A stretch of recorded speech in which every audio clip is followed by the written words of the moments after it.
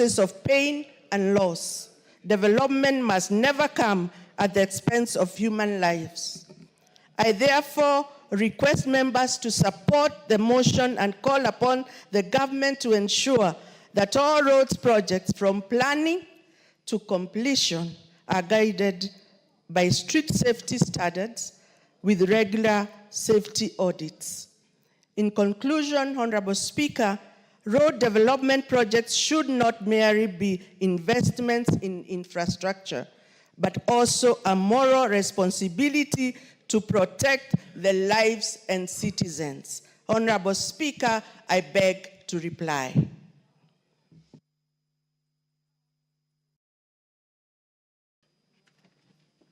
Honorable members, I now put the question that aware that the Kenya Roads Act 2007 provides for the establishment of roads authorities responsible for, among other functions, the management and development of roads under their respective purview, and for developing and providing adequate transport infrastructure that guarantees safe and efficient movement of people, goods, and services across the country, and beyond, further aware that the first schedule of the Kenya Roads Act provides for the classification of national trunk roads into classes A, B, and class C, recognizing that the fourth schedule to the Constitution assigns the national government the function of construction and operation of national trunk roads, noting that the significant portion of highways in the national trunk road network are currently single carriageways, concerned that the single carriageways roads pose multifaceted challenges, including traffic congestion during peak periods, which limits movement of people, goods, and services across the regions and increases vulnerability of the roads accidents. Further, concerned that the lack of footbridges and safe pedestrian crossing areas on the high traffic roads has been a leading contributor to the surge in road accidents in the recent past. Cognizant of the duty of the government to provide reliable transport system for the efficient traffic management, economic development, and bolstering of interconnectivity among all the regions in the country and beyond. Now, therefore, this House resolves that the government, through the Ministry of Roads and Transport, undertakes an expansion program of national trunk roads with a view of upgrading all classes A, B, and C roads in the country from two-way lanes to dual carriageway, one-way roads, with the necessary infrastructure that includes footbridges, safe crossing zones at regular intervals, proper drainage systems, and other requisite infrastructure for optimal operation. Will as many as of that opinion say aye? Aye. Will as many as of the contrary opinion say nay? The ayes have it. Yes, your point of order? Honorable Speaker, I noticed that the Honorable Dr. Nyekal, member for Seme and Chair Health, rose and walked from his seat. He sits behind me. He walked all the way to the front near the table and walked all the way to the place where, actually at the end, where the Honorable, not attending. Actually, I mean, it's worrying. You know, sometimes you can walk for two meters and then you realize that the speaker is on his or on her seat. But he walked for so long. Honorable Speaker, is that in order, really? And I've realized, Honorable Speaker, that this happened on Wednesday while you were on the seat. Some other members were also walking around. Honorable Speaker, I would like to know whether it's a new trend and whether this is in order. Thank you, Honorable Speaker. I did not notice, but Honorable Nyekal, maybe you can just apologize. He has left. Yes, okay, but honorable members, you know what the rules are and you know what the standing orders are. Let us proceed. Order number 11, motion, consideration of the third supplementary estimates for the financial year 2024-2025. Chairperson, budget. Thank you, Honorable Speaker. Honorable Speaker, I beg to move that the House adopts the report of the Budget and Appropriations Committee on its consideration of the third supplementary estimates for the financial year 2024-2025, laid on the table of the House on Tuesday, 24th June 2025, and pursuant to the provisions of Article 223 of the Constitution, Section 39 of the Public Finance Management Act, Cap 412A, and Standing Order 243. 1. Approves an increase of the current expenditure for financial year 2024-2025 by Kenya shillings 39,114,991,340 in respect to the votes contained in the first schedule. Number 2, approves a decrease of the total capital expenditure for financial year 2024-2025 by Kenya shillings 3,378,082,314 in respect to the votes contained in the first schedule. Number 3, approves an overall increase in the total budget for financial year 2024-2025 by Kenya shillings 35,736,909,026 in respect of the votes contained in the second schedule. Number 4, makes financial recommendations as contained in the third schedule. And number 5, approves the expenditure under Article 223 of the Constitution as contained in the fourth schedule. Number 5, resolves that the first schedule forms the basis for consideration of the Supplementary Appropriation 2, Number 2, Bill 2025. Honorable Speaker, the intention of the Supplementary Estimates 3, which is before the House, is basically to align public expenditures with the revised revenue outlook. Honorable Speaker, as we approach the end of the financial year, we have come to realize that the projected revenues that we had anticipated has not been achieved. And therefore, this calls for us to be able to revise the public expenditures so that we close the year at a balanced position.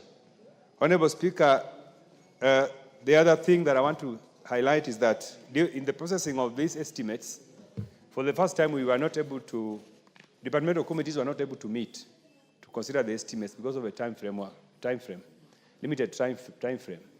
But Budget and Appropriations Committee met chairpersons of departmental committees who were able to give us some insights on the new expenditure introduced and also on the reallocations. And therefore, I want to thank the chairman of departmental committees who were able to find time to appear before us, and also to thank the budget committee that sat over the weekend to look at these estimates. Honorable Speaker, in considering these estimates, we were also able to look at the votes that are contained in Article 223. Honorable Speaker, Article 223 is one article that allows government to spend money which was not factored in the budget, and ultimately we are able to regularize those expenditures now in Supplementary 3. Honorable Speaker, overall, the Supplementary 3 proposes to increase the budget by 35.7 billion in total expenditure and net lending, raising the overall budget from 4.07 trillion as per Supplementary 2. The adjustment is primarily driven by an additional increase of 39.1 billion in ministerial recurrent spending under national government and a reduction of 3.3 billion in development expenditures. Honorable Speaker, you will note that we are having a reduction of 3.3 billion in development expenditure. And as I already explained, this has been occasioned by inability to realize the revenue that we had projected. Honorable Speaker, there has been a concern that every time we are undertaking supplementary estimates, the vote that suffers is development expenditure. And Honorable Speaker, there is concern that the programs that are contained under better have been affected by these reductions. Honorable Speaker, I think it's important for the House to note some of these effects of these estimates for future, even for now and for the future. Honorable Speaker, I would like to say that under Article 223, the following expenditures were approved and spent. About 33.9 billion expenditures were approved under Article 223. 28.58 billion in recurrent expenditure, and 5.5 billion in development expenditure, of which 23.2 billion has been disbursed, and the remaining request is contained in the estimates that we are approving today. Honorable Speaker, I would like to note that the notable disbursements were 10.3 billion, which were cash transfers under the Inua Jamii program, then 5 billion, which was released for leasing of police vehicles, 1.7 billion for operations and maintenance at State House, and 1.7 billion was allocated to the National Intelligence Service for enhanced security operations. 1.68 billion was allocated for Department of Sports in preparation for Kenya, which is planning to host the CHAN tournament, and 1.5 billion for the State Department of Internal Affairs and Internal Security. Honorable Speaker, I would like to say that Supplementary 3 is allocating additional funding to help in helping in emergency concerns. There are emerging national priorities, Honorable Speaker, that are not able to wait for the new budget, which we have just approved. And this is the reason why we are considering the supplementary estimates. Honorable Speaker, the security sector continues to take the lion's share of this budget, Supplementary 3. We are allocating about 5.2 billion to help in the security sector. The 3 billion out of that has been earmarked for NIS, and 1.3 billion has been allocated to internal security. Honorable Speaker, education sector has also been affected by the supplementary estimates, and this has been occasioned by an upward revision in appropriations in aid. This includes additional 2 billion to Higher Education Loans Board, 1.6 billion to various public universities, about 800 million earmarked for technical and vocational training institutes. And Honorable Speaker, there's a revised reduction. There's a reduction of 2 billion due to donor financing of Kenya Primary Education Equity in Learning Program.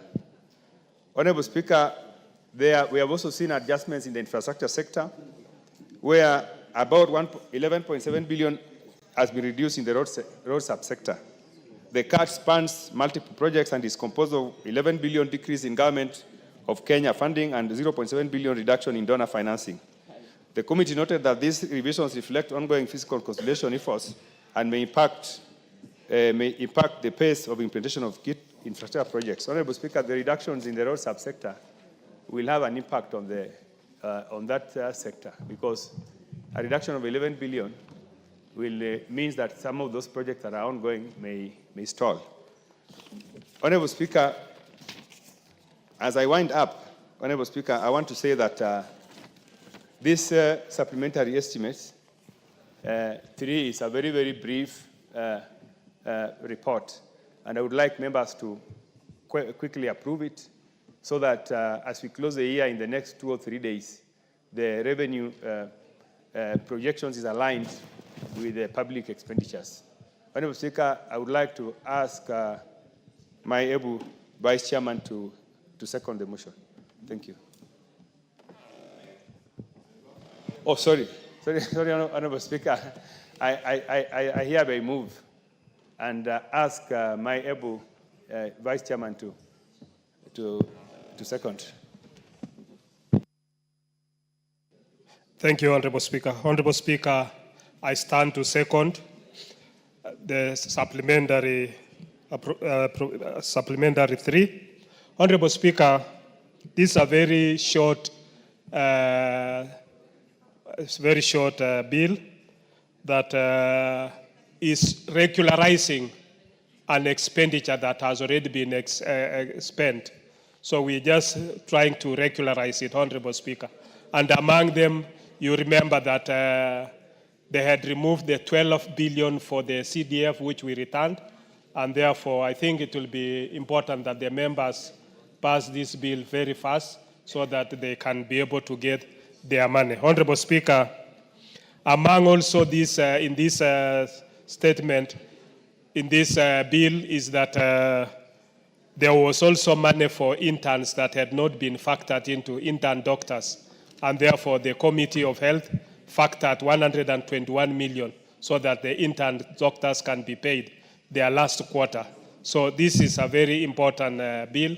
It's a very small bill, and I don't think members will have much to say about it. I think the gist of the matter is you have your CDF returned. So I think if we pass it very fast so that we can go to the appropriations and and finish it, I think by this afternoon, so that Treasury this can be sent to the President for assent, and therefore Treasury can be able to move with speed before the close of the financial year. As you are aware, today today is 25th, we have only 5 days to go.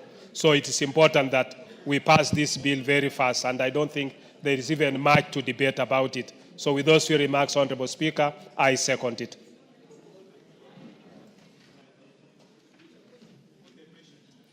Honorable members, I now propose the question that this House adopts the report of the Budget and Appropriations Committee on the consideration of the third supplementary estimates for the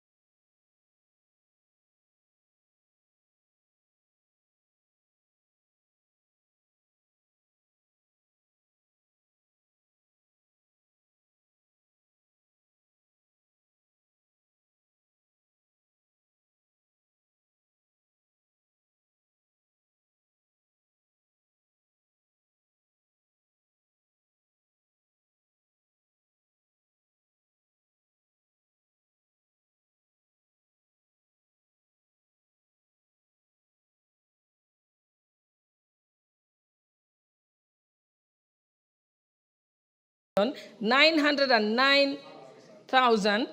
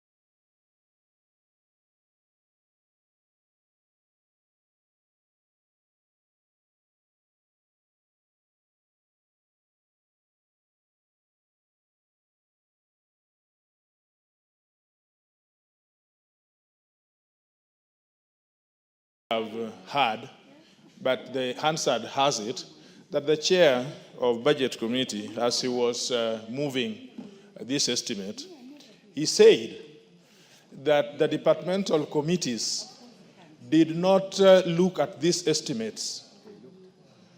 They did not look at these estimates, and he said that because of time and something like that, that they called the chairs of committees to represent the departmental committees. I want to ask if it is in order that chairs of departmental committees can take the place of committees if estimates are sent to departmental committees. Is it by order that they can surpass the debates in the departmental committees, which then make reports to back and then back then is able to find out how the estimates were dealt at the committee. Because committee proceedings is the underpinning of this House. So are these estimates, what is the integrity of these estimates? How valid are these estimates before us, before we discuss them?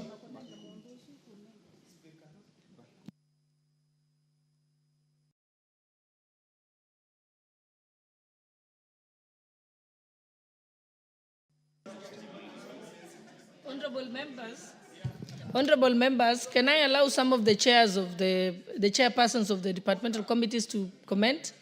Honorable Sir George. Yes, I will also give an opportunity. Thank you very much, Honorable Speaker. But Speaker, it is true what the chairperson of the Budget and Appropriations Committee has said, that due to time constraints, we may not have had the occasion to look at these proposals or estimates in the entire committees, although chairpersons who had issues were to appear and make expressions on behalf of the committees. May it go on record that committees are an extension of this House. Today is the day each and every member is looking at these estimates. Therefore, whether the committee looked at it, whether the chairman went there, it does not matter. What matters today is that you are here, you are looking at the estimates, you can either approve or disapprove the same. So that is the position. Honorable Emase, member for Teso South. Thank you, Honorable Speaker. Honorable Speaker, supplementary budgets are very important because that is what allows government to respond to emerging circumstances and to address urgent issues and needs affecting the people of Kenya. But when we as a House depart from procedure, from tradition, where the representatives of the people at committee level are given an opportunity to scrutinize and advise, then it begs the question, are we in order as a House? That now we are looking at the supplementary on the floor of the House at the time of passing it, when we should have been given the opportunity to scrutinize. Thank you, Honorable Speaker. Yes. Yes, Honorable Kainan, then I'll come to you, Honorable Oundo. Madam Speaker, I take note of what the Honorable TJ Kajwang has said. But I think if we look at the same with the response given by Senior Counsel, the budget making process is a function of the entire House. The committee system is purely an administrative issue for the management of the same because of the numbers. And therefore, it's incumbent upon every member here. You have the report. This is where you are supposed to play your role as a representative of the people. Forget about the other things. But equally, we must also take into account, why did the framers of the current constitution introduce an article called 223? 223 means there are emergencies. You know, we cannot be legislating every activity of the government. If we do that, then we will not be functioning. So meaning there are certain things that the executive must be allowed to do it. And this is a tradition, whether it's the Westminster, whether it is any other, this is a tradition. And therefore what this third supplementary attempts to do is to do an endorsement of post-expenditure, legalize, put it in perspective what has already been spent. The other bit, Madam Speaker, which I think we must also correct, and I agree somehow with my good friend, the Honorable Emas. In future, the Treasury should allow a bit of time, 2 weeks, 3 weeks, because we also understand the way these things are done, so that the members of the Budget Committee and the members of the respective committees can also get an opportunity to go through this. But as it stands, and I know the good counsel as this, there's nothing illegal in any way. Play your role. If you want to bring an amendment, bring it. If you want to voice your concern, do it. If you want to vote against it, vote it. The bill is properly before the House. Play your role as a representative of the people. Honorable Oundo. Honorable Speaker, it is very perturbing how we are handling the affairs of this House insofar as budget-making process is concerned.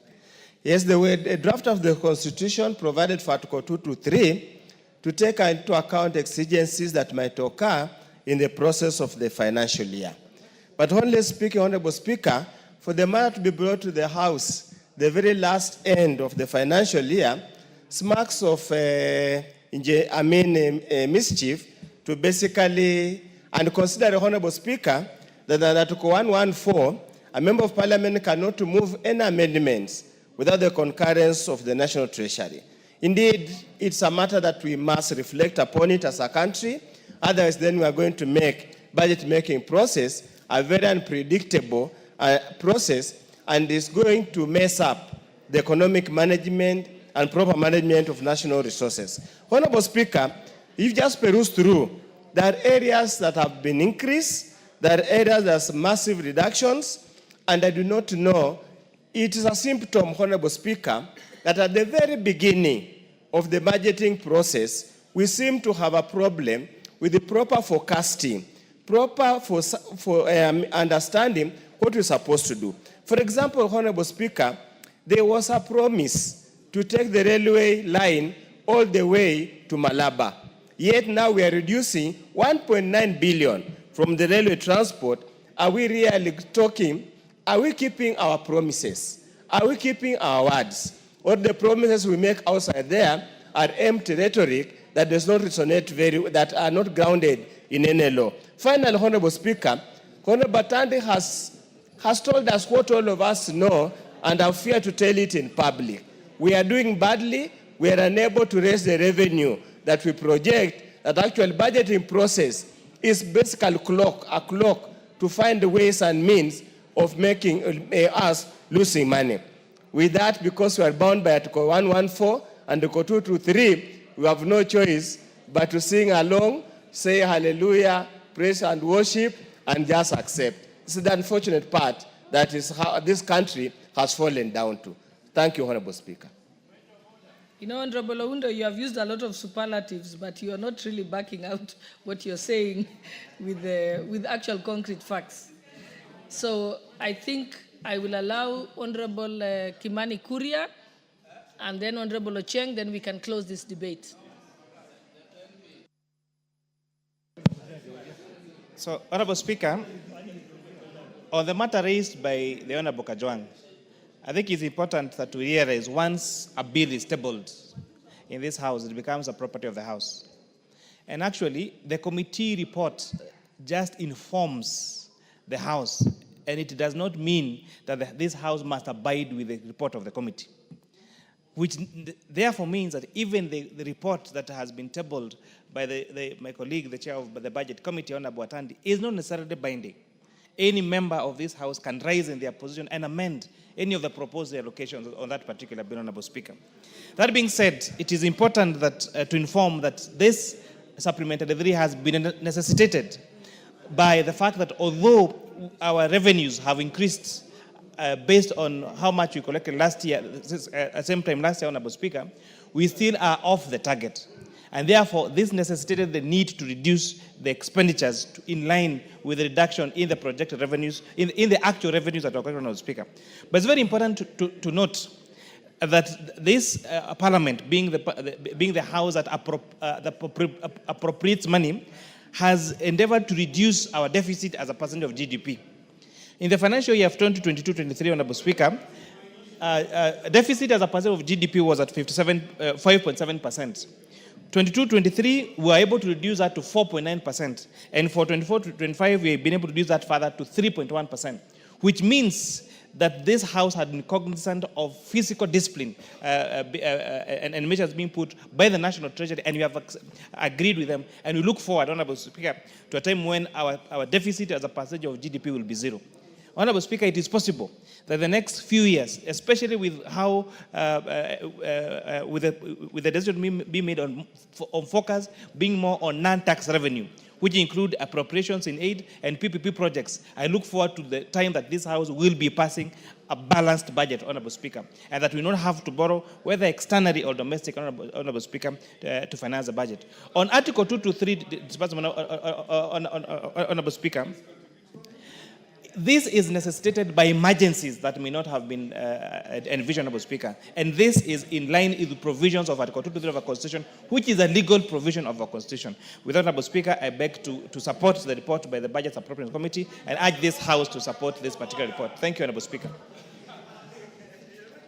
Honorable TJ, I gave you an opportunity to ventilate on what you thought about this supplementary budget. So allow other members also to air their views.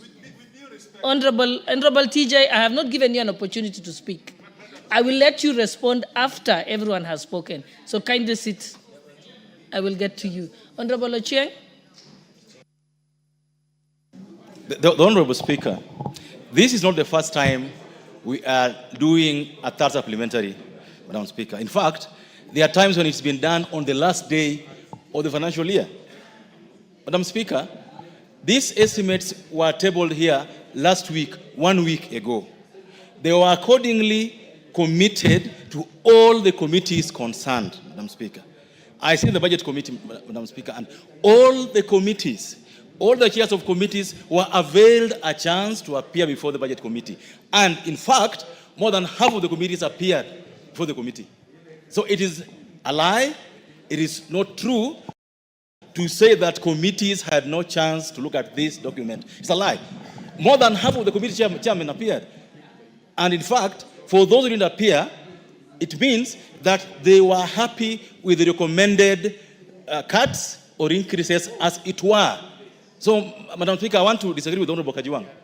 Every committee had a chance to sit, look at the supplementary budget, and appear for the committee. Madam Speaker, on Monday this week, we sat at a venue, and there are times when we sat for 2 hours waiting for chairmen, and they never appeared. We can't force them to come for the budget committee. That's what happened. Madam Speaker, in this House, and outside the committee, the chairman of Finance Committee appeared, chairman of Agriculture appeared, Education appeared, and those who didn't appear, Madam Speaker, and let no one lie to you, the committee that didn't appear sent the Committee of Budget letters telling us that we believe 1, 2, 3 should happen. So, in terms of participation, Madam Speaker, I want to assure you and confirm to you that every single committee participated in the process of the third supplementary. It's wrong to say they didn't. Madam Speaker, it is important to note that this is not the stage where we are going to start saying that there are sinister motives about a third supplementary. The Honorable Ondo knows that there are times when we have discussed a third supplementary on the 29th of June. And Madam Speaker, if the country feels that the monies we put at a department that will not be spent, that should be moved. If there are monies that are lacking at a department that is crucial, like security, what do we do? Do we sit back and say that if we put it, Ondo will say that this is sinister? This parliament must do its job regardless of what someone thinks is sinister, Madam Speaker. I support this, this report and support the supplementary. Okay, Honorable Mugambi, I'll give you 2 minutes. Thank you, Madam Speaker. I was looking at the State Department of Housing and Public Works because I'm the Vice Chair, and I was looking at the estimate and what has come up. I think one of the greatest problems that we have, particularly State Department of Public Works, is that they have been stifled right from the beginning. In all the supplementary budget, there's nothing positive that has come in the State Department of Public Works. 2 minutes. And when I see this now towards the tailhead, it's something that is really discouraging. Madam Speaker, let's not forget that the CTF money was removed. So if really we continue with this, and I'm not saying that because there's nothing much we can do, but let it be on record that we cannot wait until, without scrutinizing what is being presented to the House. That's my concern, Madam Speaker. The State Department of Public Works, and I repeat, has been stifled and will continue to be stifled. Somebody needs to be sensitive to that State Department. So whatever the Budget Committee is doing, and the Treasury, They must be sensitive because at the end, we are going to close some departments. I thank you, Madam Speaker. Thank you. Honorable Member for Laikipia, Honorable Jen Kagiri.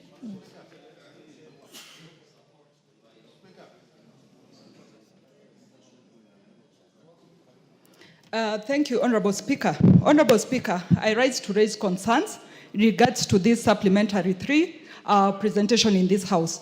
Honorable Speaker, I sit in the Budget Committee, and I'm well aware that the Social Protection Chairperson submitted to our Budget Committee a request for reinstatement of 500 million that was deducted from GAF in Supplementary 2. Honorable Speaker, why this was not honored leaves me wondering. Honorable Speaker, the National Government Affirmative Action Fund serves the vulnerable. That is our women, our widows, our PWDs, our needy students. And Honorable Speaker, when we don't make it a priority to service the National Government Affirmative Action Fund, I wonder if it is our people we are trying to stifle and weaken where they are. Secondly, Honorable Speaker, we have a challenge with the money for sanitary towels. Honorable Speaker, just to educate this House in biology, every month, monthly periods come to our students who are girls in schools. Honorable Speaker, it is 1 year later, we are still seeking for money for sanitary towels for our students. Honorable Speaker, I think it's a dishonor. I believe in this House, everybody is related or a relative to a young girl in this country, either as an uncle, a father, a brother, or even a grandfather, Honorable Speaker. Let us be sensitive to the needs of our girls. We owe them their money, and this money is a priority, and it's an urgency. Roads are not a bigger priority than the health of our students, our women, and our children. Thank you, Honorable Speaker. Okay, last I will listen to Honorable Kaluma. I will rule on your point of order in a minute, Honorable TJ. Proceed.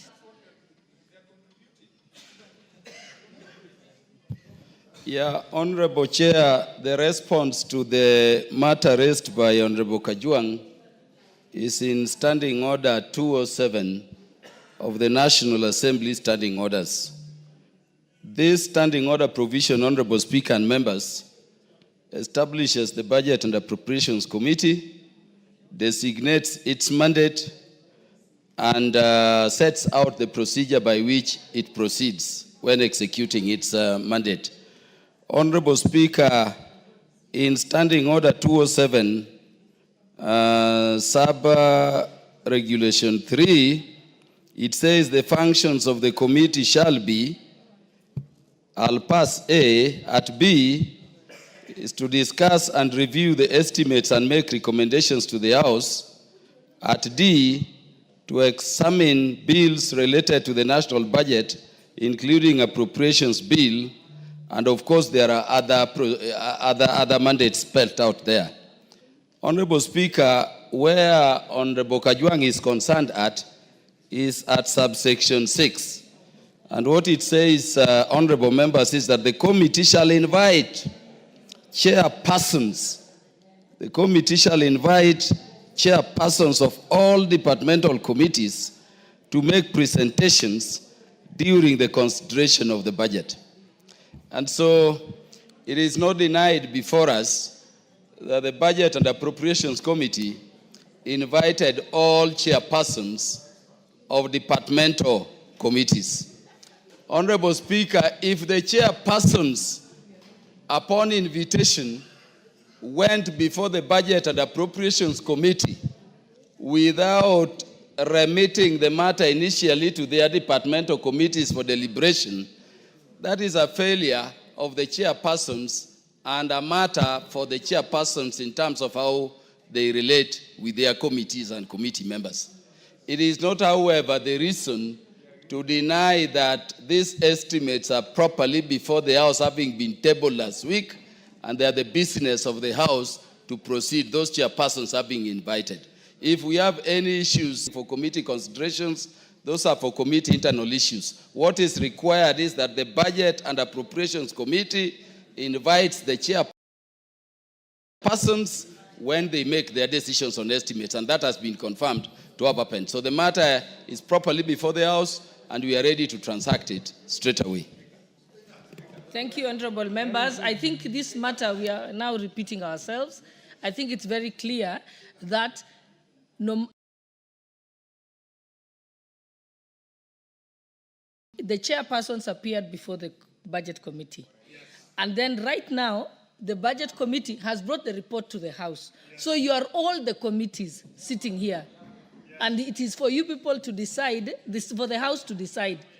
So this is not going to, we are not going to say it was the budget committee that decided without committees. It is now before all the committee members who are seated in this House. And that is what we have discussed. So Honorable TJ, your matter has been dealt with. It's now before the House. So I think we can proceed.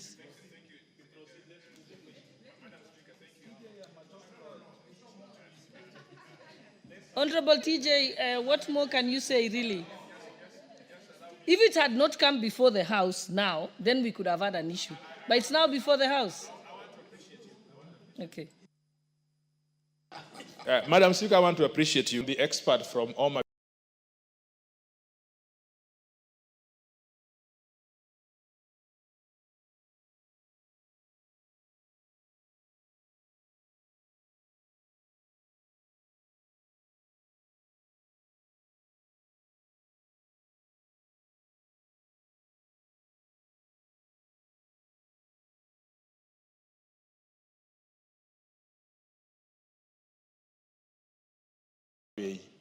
I think he touched on all those issues squarely.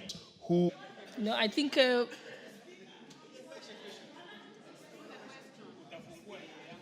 what is your question, Honorable Nyamai?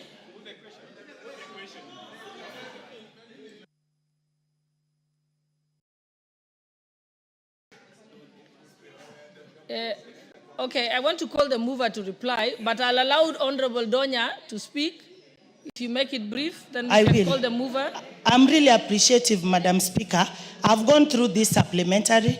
Yesterday, the Speaker said they had factored our 500 in the supplementary, and we have to ask Honorable Atandi, the chair budget. I've gone through this. I can't locate it. Can you please clarify where the 500 million for the women rep is? Just because it's right here, and they can give us the answer, which we will work with anyway. Thank you. Yes. No, I want to call the mover to reply, but as you're replying, kindly answer the question asked by Honorable Donya. Honorable Speaker, I thank you for the opportunity to reply, and also to appreciate the members who have raised various concerns, and also to thank the members who have also been able to respond to the concerns that were raised by Honorable TJ Kajwang. Honorable Speaker, as a matter of fact, please keep quiet. Honorable Speaker, as a matter of fact, the committee of the House is the budget-making committee. And therefore, all members of this House, you have the opportunity to make the budget as we talk. Actually, from now, we are going to move to the appropriations bill. And when you go to appropriations bill, let members bring the amendments. The question raised by the Honorable Donya, GAF is not factored in, as I told you yesterday. So what I would like you to do, please, I would like to allow you to move an amendment on this report so that you can introduce the GAF allocation. You cannot move an amendment. You can move with the permission of the chair. You can move the permission of the chair. Honorable Speaker, let me say, Honorable Speaker, that there are some members who have raised concerns about the cuts, especially touching on the housing. Honorable Speaker, some of the cuts touching on the housing are programs that have not been tendered, and therefore the amounts cannot be passed here. If the projects have not even taken off, then there's no reason why we should allow those amounts to stay in the books. Honorable Speaker, on the last issue, Honorable Speaker, on the last issue of committee chair,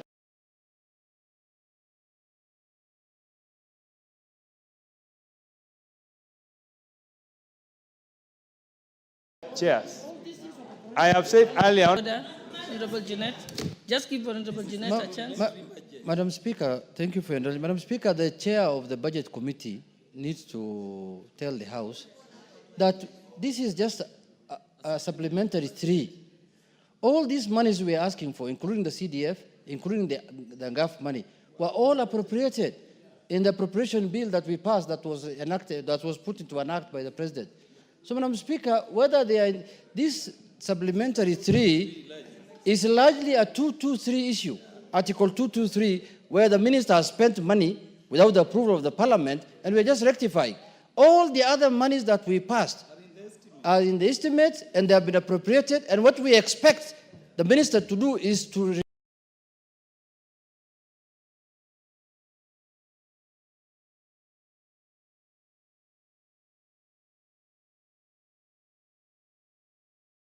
release exchequer. That is all. There is no means the money is in. 2 minutes, Honorable Atandi, then we can Honorable put Speaker, the question. Honorable Speaker, with those many remarks, I would like to reply. Thank you. Honorable members, I now put the question that this House adopts the report of the Budget and Appropriations Committee on its consideration of the third supplementary estimates for the financial year 2024-2025, laid on the table of this House on Tuesday, 24th June 2025, and pursuant to the provisions of Article 223 of the Constitution and Section 39 of the Public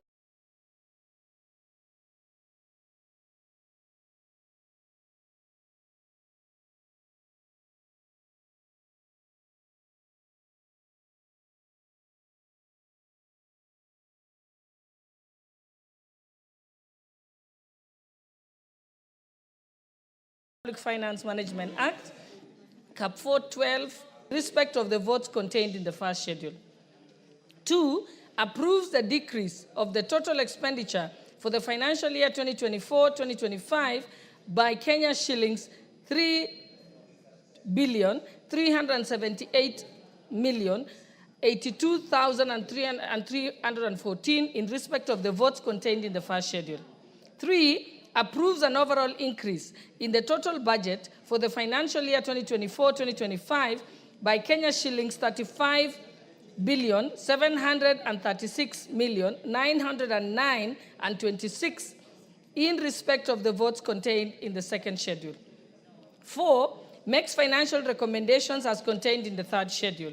And 5, approves the expenditures under Article 223 of the Constitution as contained in the fourth schedule. And 6, resolves that the first schedule forms the basis for the consideration of the Supplementary Appropriations Number 2 Bill of 2025.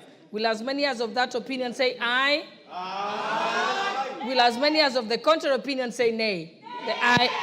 The ayes have it.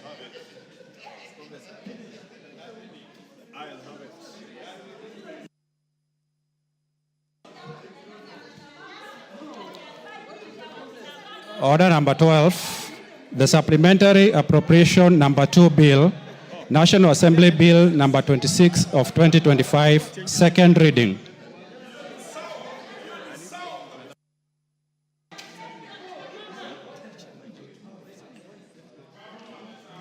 Chairperson Budget, where is he? He's disappeared. Honorable Atandi. Yes. Honorable Speaker, there's a lot of noise in the chambers. Honorable members, kindly resume your seats. Honorable Tongei, you've been responded to, because it is what Honorable Junet said is the correct position. It is going to be in the main budget. Honorable Atandi, proceed. Honorable Speaker, I would like to move that the supplementary appropriations 3.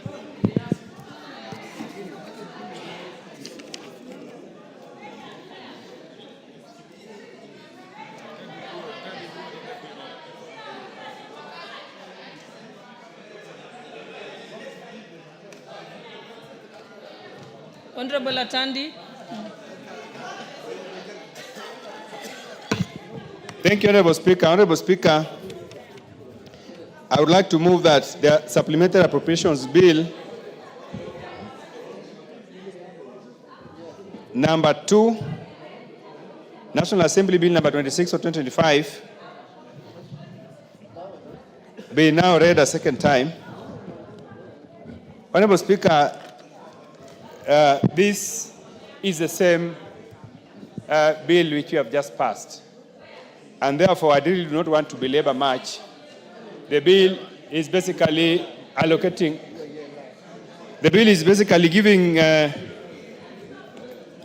Treasury powers now to be able to spend the money. And therefore, Honorable Speaker, as we have already discussed the bill in the second reading, I really do not want to say much. I would just want to move that the appropriations, the supplementary appropriations bill number 2 be now read a second time. And I would like to urge my Vice Chairman to be able to second. Thank you. Honorable Pukose.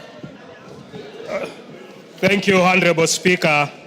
Honorable Speaker, I now move, I second that the Supplementary Appropriation Bill number 2, National Assembly Bill number 26 of 2025, be read a second time. Honorable Speaker, we've just finished with the supplementary bill, which is the same bill as what we are just discussing. So what this other part in the terms of appropriation is to allow the government now to spend. So I don't think there is anything much, but this is to regularize what has already been spent. With those few remarks, Honorable Speaker, I second. Honorable members, I now propose the question that the Supplementary Appropriation number 2 bill, National Assembly Bill number 26 of 2025, be read a second time. Honorable members, I now put the question that the Supplementary Appropriation number 2 bill of the National Assembly Bill number 26 of 2025 be read a second time. Will as many as of that opinion say aye? Aye. Will as many as of the contrary opinion say nay? The ayes have it. A bill for an act of parliament to authorize the issue of certain sums of money out of the consolidated fund and the applications toward the service of the year ending 30th June 2025, and to appropriate those sums for certain public services and purposes. Order number 13, Committee of the Whole House.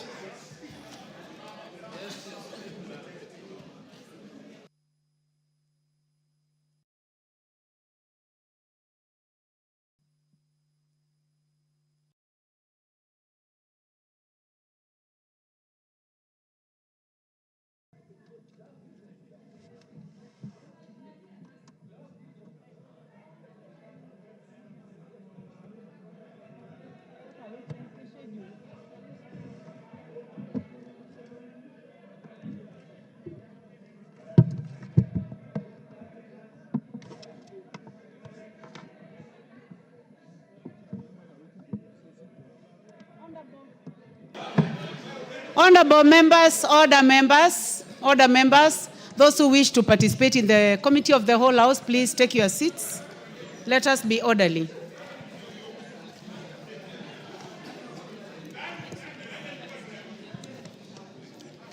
Order members. Members, we are in the Committee of the Whole House. The Supplementary Appropriation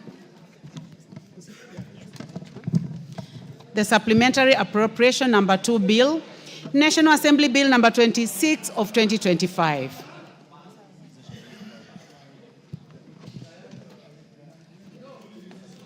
Clause 3.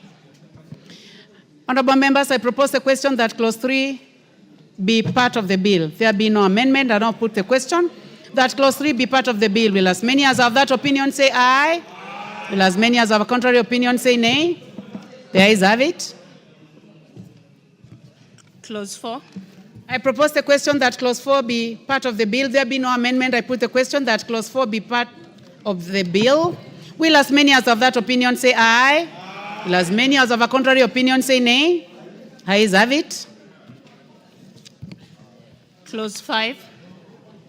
I propose the question that clause 5 be part of the bill, Chair. There is an amendment. Chairman Budget, Honorable Atandi, please proceed. Honorable Chair, I move that the bill be amended.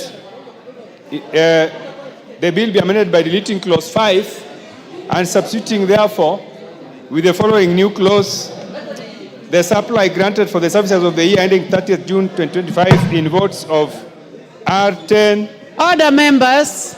R1014, Order, majority leader. R1015, Majority leader. R1054, R1064, Very kindly, those who are seated. R1072. Order, Chair. Order, Chair. Chair, 1 minute. I think since there is an amendment in this, it is better if the chair is heard in silence. So I request those who are consulting around the majority leader, please do it in lower tones. You may consult with the majority leader, especially the our women representatives. Okay. So now, honorable members, I would like to protect the majority leader. What is out of order, Honorable Kaluma? Thing is out of order. Honorable Chair, majority leader is the majority leader of the House. And we are transacting the most fundamental role of the National Assembly under Article 95. Honorable Chair, we cannot do that when the majority leader is under siege. Amelaliwa. Order, Kaluma. Order, Honorable Kaluma. Honorable members,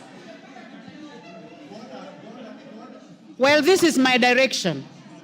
I am a member of this House, and I have an idea as to why the women reps are consulting with the majority leader. So then, they may consult in lower tones. Proceed, Chair Budget.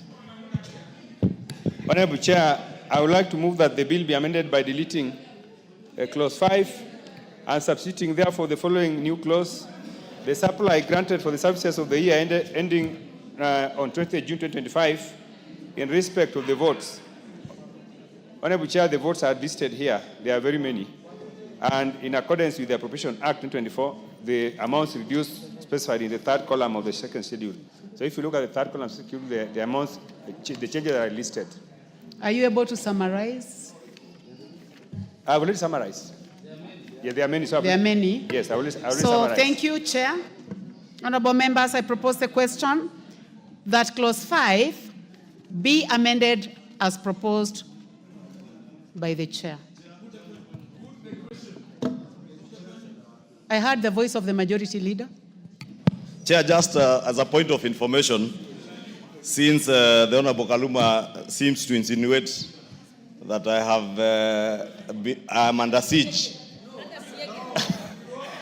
Honorable Speaker, I was just consulting with the women reps and assuring them, and I hope Honorable Tongai and Honorable Donya are listening, that the 500 million that was taken away in this financial year has been added to the 3.5 billion that was in the estimates for 25-26. So only 3 weeks from now, you will have 4 billion shillings up from 3.5 billion.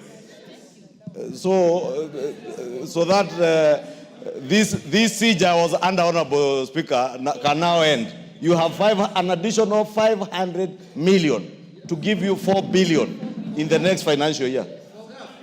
For GAF, yes. Because these women MPs are very good people, especially those who are keen to detail and doing their work in this House, not just shouting out. Thank you.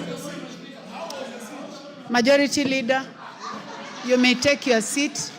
And thank you for the explanation and assurance to the women reps. Minority Leader, Honorable Junet. Madam Speaker. Kindly use the next mic, Majority Madam Leader. Speaker, I want to thank the Majority Leader for that clarification. Madam Speaker, the GAF money is very important money in this country. And that 4 billion, is it not only going to be budgeted for? We will make sure it is also appropriated and exchequer given, Mr. Speaker, even before CDF, Mr. Speaker. Timely. So members, in the interest of time,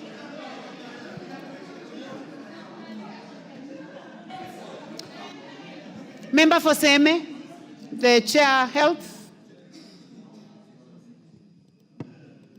Chair, I just want to add for our colleagues, if this money had actually been left here, they would have lost it. because in the next 2 days, it would be virtually impossible to have used this money. The fact that this money has now been moved to the next financial year, we have actually saved the money for our colleagues. So I think that is what the point I wanted to clarify. Thank you, Chair. Thank you, honorable members, for your comments. Honorable members, I now put the question that clause 5 be amended as proposed by the chair. Will as many as of that opinion say aye? Will as many as of our contrary opinion say nay? The ayes have it. I now put the question that clause 5 as amended be part of the bill. Will as many as of that opinion say aye? Will as many as of our contrary opinion say nay? The ayes have it. First schedule. I propose the question that the first schedule be the first schedule of the bill. There is an amendment, Chairman. Honorable Atandi. Honorable Chair, I move that the first schedule to the bill be deleted and replaced with the new schedule which is attached in the supplementary order paper. Thank you. Thank you, Chair. I propose the question that the first schedule be amended as proposed by the chair. I put the question that the first schedule. You would like to make a comment on about Dr. Makali Mulu? Yes, you may. You have the mic, Honorable Dr. Makali Mulu. You know, Madam Chair, we are talking about figures. I'm sure we have not amended the whole schedule. Why can't we be told what has been changed and what is it for? Because we are discussing the budget, we are not discussing general things. You know, Madam Chair, we are taking this process so casually as a house. I don't know why we want to do this. Why don't we just be told what has been changed? Because we can't have changed the whole schedule. Honorable Dr. Makali, since you are a member of Budget Committee, I thought you would also expound. Okay. What is out of order, Minority Leader? Speaker. Honorable Junet Mohammed. Madam Speaker, as the minority side, just wait, as the minority side, sorry, that is out, is not answered.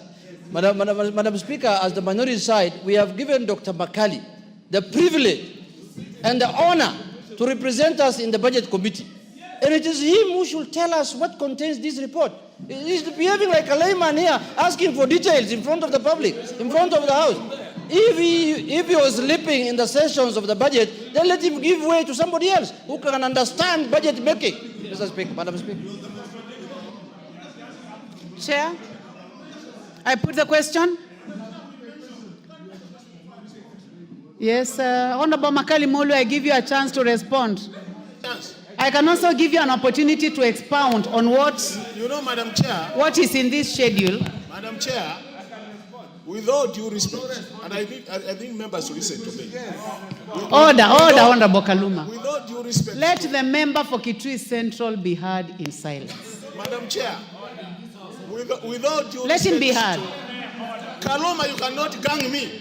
Kaluma, I've been elected by the Kitui Central people here. Order, Honorable CNN. Honorable Charles Nguna, please take your seat. Honorable Kaluma. You can go to her. You know, Madam Chair, what I'm saying is this. He is on a point of order, let him speak. Kaluma, you're not sitting on the speaker's chair, and I have your mic. Order, Honorable Kaluma. Normally, you are a very orderly member, Honorable Kaluma. And I want to tell Honorable Kaluma, Makali Mulu is not the kind of people you can intimidate. Makali Mulu now. I cannot be debated by anybody in this house. With all due respect to my minority leader, in quotes, he knows very well that I cannot be a lay person in budget making in this country. And this is what I was saying, Honorable Speaker. The earlier debate which Honorable Kajwang raised, the issue of when this budget was presented and discussed, I can tell you for sure, I'm a member of the Budget Committee, but communication to our committee came on Thursday, late in the night, when we were proceeding Friday, Saturday to our own things. So I did not even sit for this session. And it's not a mistake that I didn't sit. But what I'm saying is, Honorable Chair, is we are in a committee of the whole House, Honorable Chair. Thank you. Honorable Dr. Makali, you have made your point. Even if I sat there, you have made your point. Chair. Honorable Junet Mohammed. Honorable Speaker. Kaluma, you know very well that when you are on your feet and Honorable Junet Mohammed is on his feet, in terms of order of precedence, he is the one to speak. Please proceed. Madam Speaker, the supplementary estimates were tabled in this House in good time. And members had enough time to scrutinize it, and the committee had enough time, Madam Speaker, under the able chairmanship of Honorable Atandi. If Honorable Makali was busy coordinating and supervising other functions, like what's happening today in the country, then that is up to him. I know our colleagues in Wiper were busy organizing. That was a different matter. I'll only, Honorable Kaluma, after that, I will give the chair a chance, and you will summarize. Chair, my only point is to say that the matter being raised by Honorable Makali Mulu was raised by Honorable Kajwang, and there was a substantive ruling on it. We are now contributing clause by clause based on information we have as members. And this thing has left the committee. My point of order is that we should not be taken back to what the Speaker substantively ruled on in committee. We should proceed to the subject matter under the Committee of the Whole House. Thank you very much, Honorable Kaluma. The chair, you will be the last on this one. Thank you, Madam Chair. Madam Chair, Dr. Honorable Makali. Chair, Honorable Chair, I'll give a chance first of all to the majority leader, then I'll come to you. Chair, I want to agree with the members who've spoken, especially what Honorable Kaluma and Junet have said, because it is wrong for the Honorable Makali to insinuate that there was no time for consideration of these supplementary estimates. Because we were all seated here when these estimates were tabled here, and the chair stood in his place and gave a program of events on what would happen. The Honorable Makali Mulu is a member of the Budget and Appropriations Committee that considered these estimates. And therefore, to stand here in his place here and insinuate that there was no time for consideration when all the other 20 plus 26 members had time to sit and consider those estimates. I was just checking, Honorable Speaker, whether the Honorable Makali attended those meetings, but I am told he was not able to attend because he was attending some, it was done over the weekend, and he was attending some church, Salvation Army Church somewhere in Karen with the Honorable Kalonzo Musyoka, speaking against economic empowerment programs, while himself and the Honorable Kalonzo Musyoka were empowering a church of very rich men in Karen, when the people of Kitui Central have no churches. How I wish the Honorable Makali Mulu was using that time to empower churches in Kitui Central, not to empower rich men in Karen. Honorable Makali Mulu, with your party leader, please go and empower churches, those Mabati churches in Kitui, in Mwingi, instead of empowering rich men in Karen. Men who lives in houses worth 500 million shillings. How can you go empower such people in Karen when you are not empowering people in Kitui Central, Honorable Makali Mulu, honestly? And that is the time you would have used in committee. The committee sat on Friday, they sat on Saturday, they even sat on Sunday and Monday. And they missed your expertise, Honorable Makali. Please, next time, spend your time with the committee, not empowering rich men in Karen. Chair, you are the last on this one. Thank you, Madam Chair. Madam Chair, let me say that Dr. Makali is a competent member of Budget Committee. Unfortunately, he was not with us when we were processing the supplementary 3 estimates. But having said that, I want to explain the changes that we are making. Madam Chair, the first schedule contains votes that were presented to us by National Treasury. Madam Chair, after the bill was presented to us, we made changes. Some of the changes we made include inclusion of NGZDF, which was not in the original schedule. There are also some more changes that were introduced by National Treasury through a memo. That is why we are changing the entire schedule. Thank you, Madam Chair. Thank you very much, honorable members. I now put the question that the first schedule be amended as proposed by the chair. Will as many as have that opinion say aye? Aye. Will as many as have a contrary opinion say nay? The ayes have it. I now put the question that the first schedule as amended be part of the bill. Will as many as have that opinion say aye? Aye. Will as many as have a contrary opinion say nay? The ayes have it. Second schedule. I propose the question that the second schedule be the schedule of the bill. Chair, we have an amendment, Chair.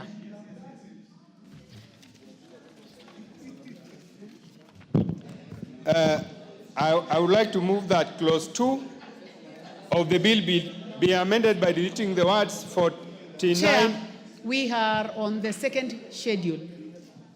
Oh, sorry. Sorry.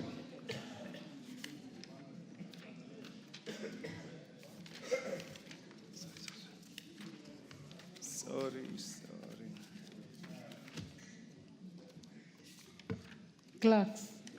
Sorry. Proceed, Chair. You may come to the table, Honorable Chair.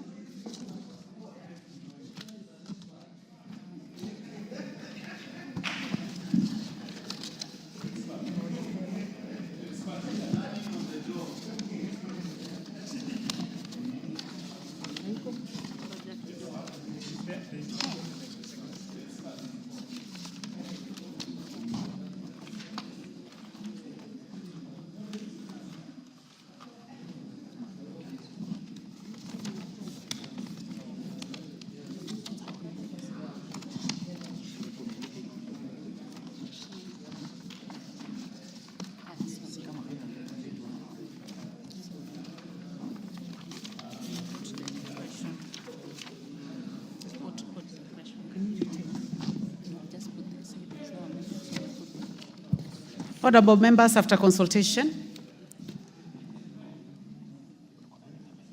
Honorable members, after consultation, I would like us to go back to the second schedule. I propose the question. Chair, would you like to say something before we proceed? Chair, we have an amendment of the second schedule. Unfortunately, it's not appearing in the order paper. I would like to move that the second schedule be amended and substituted with the following new schedule, which is captured in the supplementary order paper. Honorable members, I propose the question that the second schedule be amended as proposed by the chair. Honorable members, I now put the question that the second schedule be amended as proposed by the chair. Will as many as have that opinion say aye? Aye. Will as many as have a contrary opinion say nay? There is have it. I now put the question that the second schedule as amended be part of the bill. Will as many as have that opinion say aye? Aye. Will as many as have a contrary opinion say nay? There is have it. Clause 2. I propose the question that clause 2 be part of the bill. We have an amendment, Chair. Proceed. Thank you, Madam Chair. I would like to move that clause 2 of the bill be amended by deleting the words 49,399,970. Sorry. I would like to move that clause 2 of the bill be amended by deleting the words 49,390,907,913, appearing after the words sum of and substituting therefore the words 52,773,822,970. Thank you. Thank you, Chairman. I propose the question that clause 2 be amended as proposed by the chairman. Budget. I go ahead and put the question. Honorable members, I now put the question that clause 2 be amended as proposed by the chair. Will as many as have that opinion say aye? Aye. Will as many as have a contrary opinion say nay? There is have it. I now put the question that clause 2 as amended be part of the bill. Will as many as have that opinion say aye? Aye. Will as many as have a contrary opinion say nay? There is have it. Title. I propose the question that the title be the title of the bill. There be no amendment. I put the question that the title be the title of the bill. Will as many as of that opinion say aye? Aye. Will as many as of a contrary opinion say nay? There is have it. Clause 1. I propose the question that clause 1 be part of the bill. No amendment, so I put the question that clause 1 be part of the bill. Will as many as of that opinion say aye? Aye. Will as many as have a contrary opinion say nay? The ayes have it.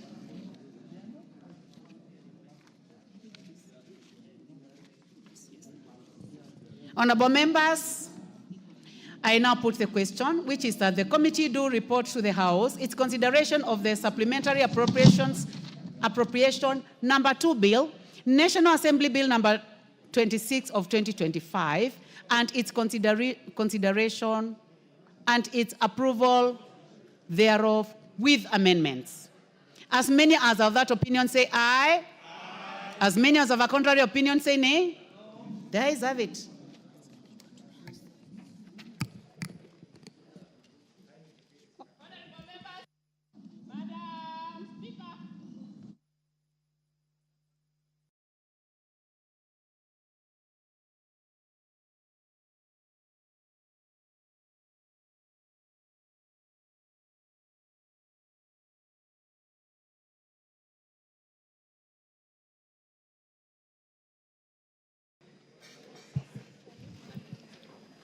Madam Chairperson, you may move. Thank you, Honorable Speaker. Honorable Speaker, I beg to report to the Honorable Speaker, I beg to report that the Committee of the Whole House has considered the supplementary appropriation number 2 bill, National Assembly Bill number 26 of 2025, and approved the same with amendments. Thank you, Speaker. Honorable Chairperson, I beg to move that the committee do report to the House its consideration of the supplementary appropriation bill number 2, bill National Assembly Bill number 26 of 2025, and its approval thereof with amendments. Seconder. Honorable Speaker, I second.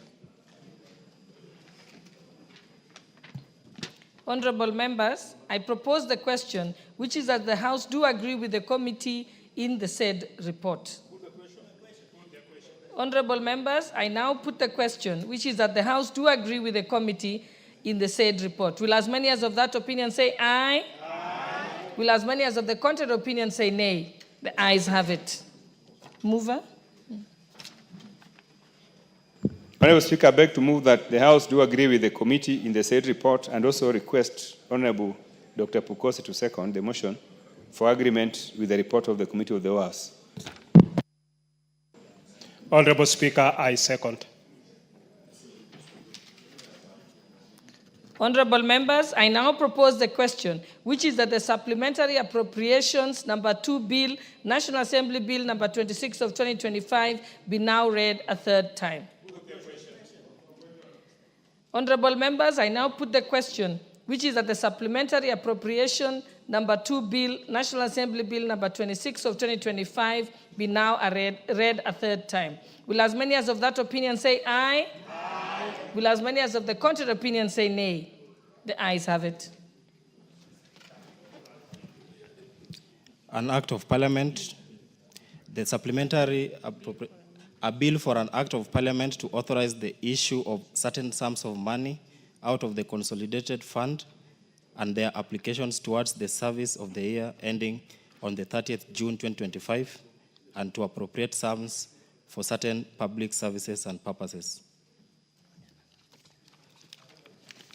Order number 14, motion, report on the consolidated fund services expenditures for the third supplementary estimates for the financial year 2024-2025.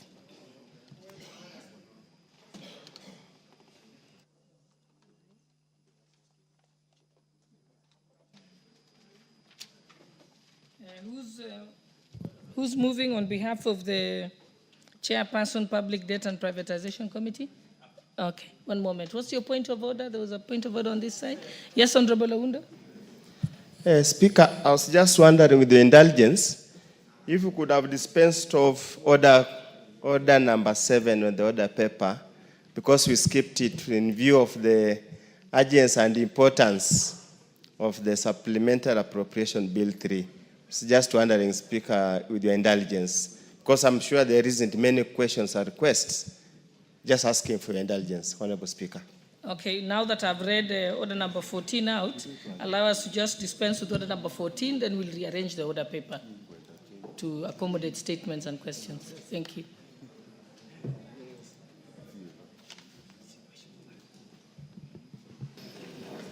Yes, proceed. Thank you, Madam Speaker. Honorable Speaker, I beg to move that the House adopts the report of the Public Debt and Privatization Committee on its consideration of the Consolidated Fund Services for the Supplementary 3 for year 2024-2025, laid on the table of the House on Tuesday, 24th June 2025. Honorable Speaker, the review of the Consolidated Fund. Honorable Speaker, the review of the Consolidated Fund Service (CFS) under Supplementary Estimate number 3 for financial year 2024-2025 offers an encouraging signals for Kenya's evolving fiscal landscapes. Notably, CFS expenditures are projected to decline by Kenya shilling 295.28 billion from Kenya shilling 2.2 trillion to Kenya shilling 1.99 trillion. Honorable Speaker, public debt service continues to dominate CFS allocations, accounting for 88% of total expenditures. While this underscores the weight of debt-related obligations on the national budget, it also highlights a significant opportunity, the need to institutionalize structured and predictable liability management. By doing so, the government can unlock more sustainable fiscal space, offer the medium term, support development priorities, and protect essential public services. Honorable Speaker, major changes under the Consolidated Fund Services include, under domestic debt redemption payments, a reduction by Kenya shilling 186.5 billion from Kenya shilling 569.9 billion to Kenya shilling 385.4 billion, primarily on account to reduction of Kenya shilling 184.2 billion in the provision made to cover any shortfall in the redemption of treasury bills, from Kenya shilling 200 billion to Kenya shilling 15.89 billion. And the external debt services is projected to decline by Kenya shilling 110 billion from Kenya shilling 704.9 billion to Kenya shilling 594.9 billion. The changes is as a result of the following. Under the external debt redemption payments, a reduction of Kenya shilling 114.87 billion or 24% reduction to Kenya shilling 361.5 billion from Kenya shilling 474.4 billion, attributed to liability management, targeting the Trade Development Bank syndicated loan, of which the amount due, Kenya shilling 173.8 billion, will decline to Kenya shilling 58.97 billion. Honorable Speaker, there are no changes instituted to the allocations for pensions, salaries, and allowances for constitutional and independent office holders and other miscellaneous expenditures.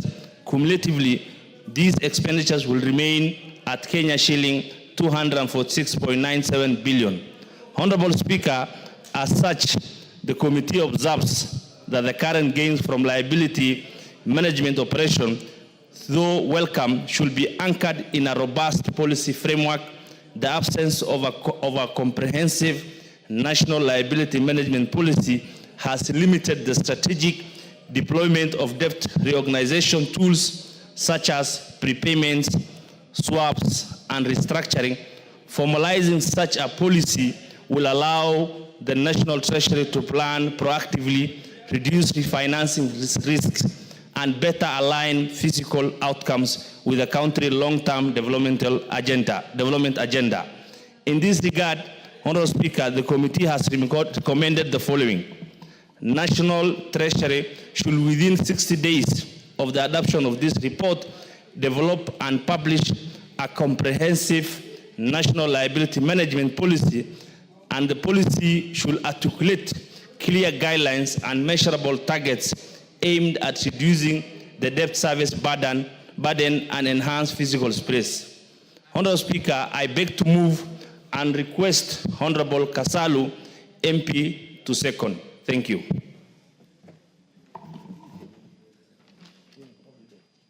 Honorable Kasalu, go ahead. Honorable Speaker, I second.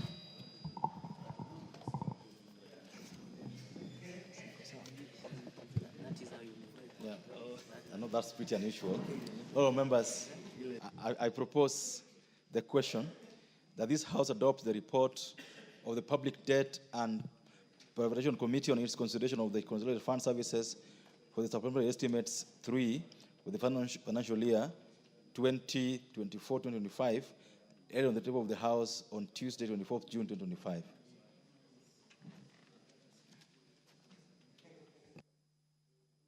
I request those who want to contribute on this to press the intervention button.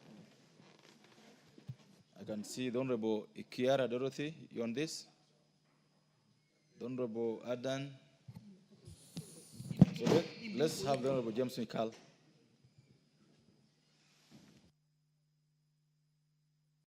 Chair, as I support this, and I'll be very, very brief. Actually, this is a very important motion. We really, for a long time, have not had this. And if you look at it very carefully, it's actually part of the budget, because we are actually going to indicate what debt we are paying, when we are paying them. And what this report has indicated, that in 60 days, we should have that published. So Speaker, mine is just to ask the committee that we really must get that, and that report should come in good time. This one, I think the report came yesterday. Many members have probably not seen it, but that other report, which will give us the detail, we would like it to come in good time. Members read it, because if you are not careful how debts are handled, then you will find that debts may be actually paid in a preferential manner. I know we had a committee dealing with this, and probably what we are going to get is from that committee. But let's have that report within 60 days given to the House in good time, so that we actually look at it and see how we handle our debts and the details therein. Thank you, Mr. Speaker. The member for Funyula. Speaker, sometimes it's difficult to manage to deal with this matter. Just a few days ago, Honorable Speaker, when we were actually doing the budget, similar recommendations were made that within 60 days, even when we were doing the first supplementary budget, the same story within 60 days. I don't know, Speaker, one day you'll have to guide us. When the 60 days start and end, it's because it's becoming a boring song.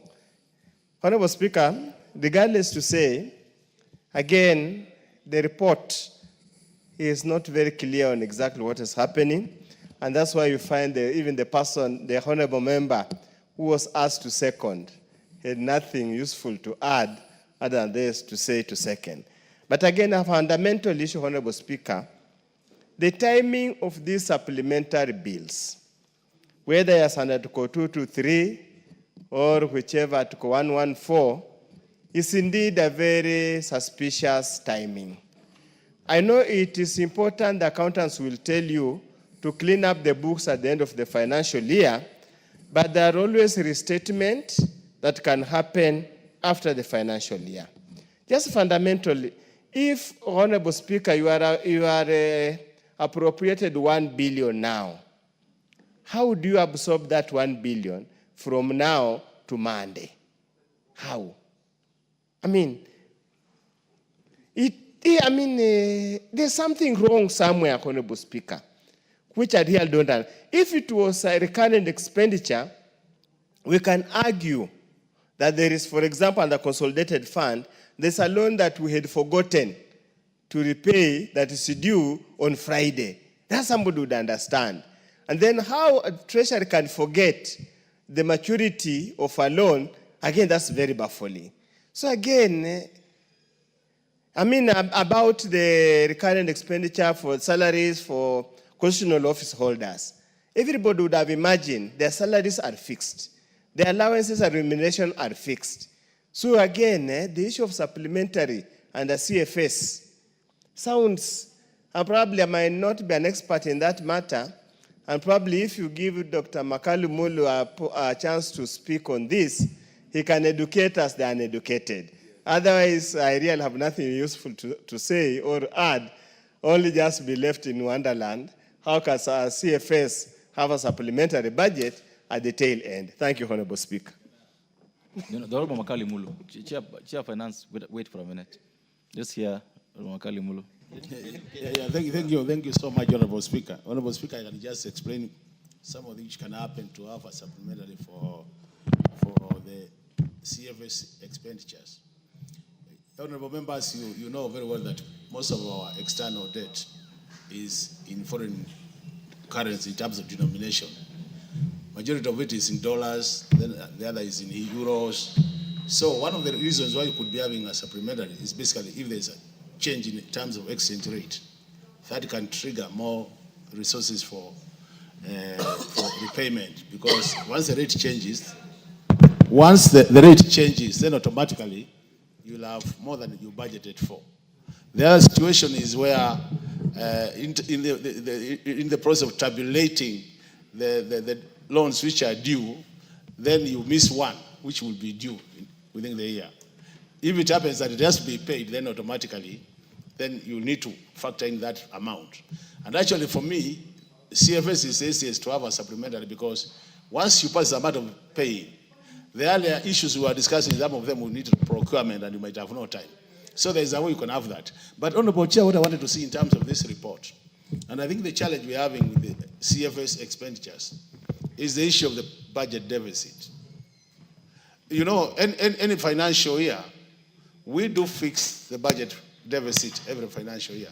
For example, we have now agreed is 4.5% of the GDP this financial year, 2025, 2026, Honorable Speaker.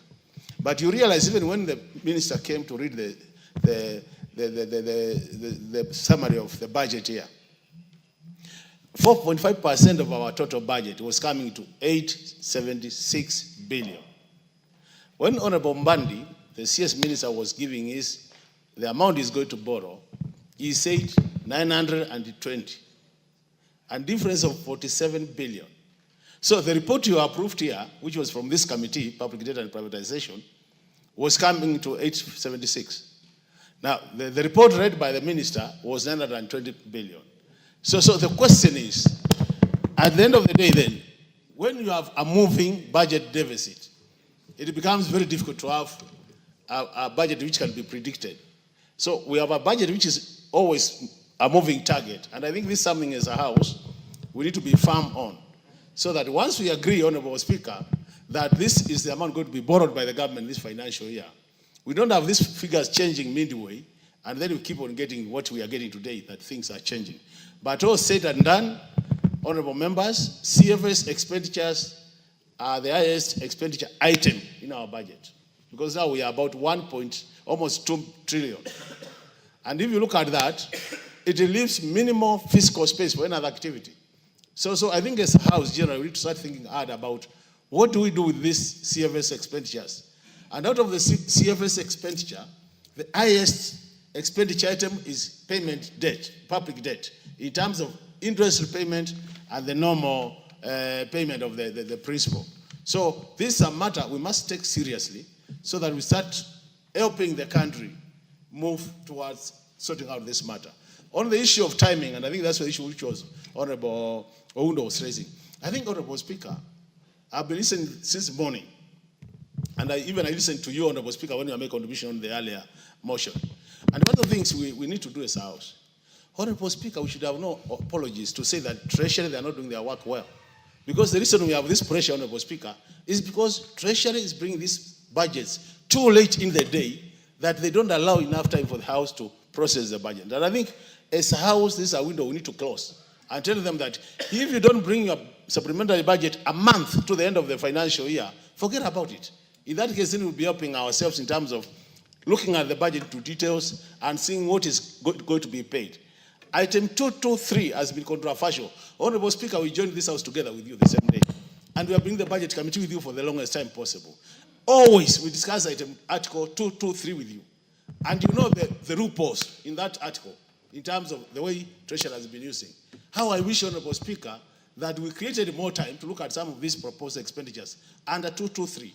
Because these are some of the easier ways being used by some of the technocrats to misapply public resources. And I really think as a House, this matter, we must discuss it and take a firm position. I remember at one point, Honorable Band, when it was where we are seated, he was saying the same story as I'm saying, that we need to really raid Treasury on this Article 223 so that we get it properly utilized. Otherwise, this becomes a talking show, Honorable Speaker, and I've said many times it's unfortunate. We want to make the 13th Parliament a talking show matters budget. It is very serious. Let's take this matter seriously. But all said and done, I think we need to support this report so that whatever payments need to be done for CFS expenditures can be done before that year June. I submit, Honorable Speaker. Thank you. For Kibra.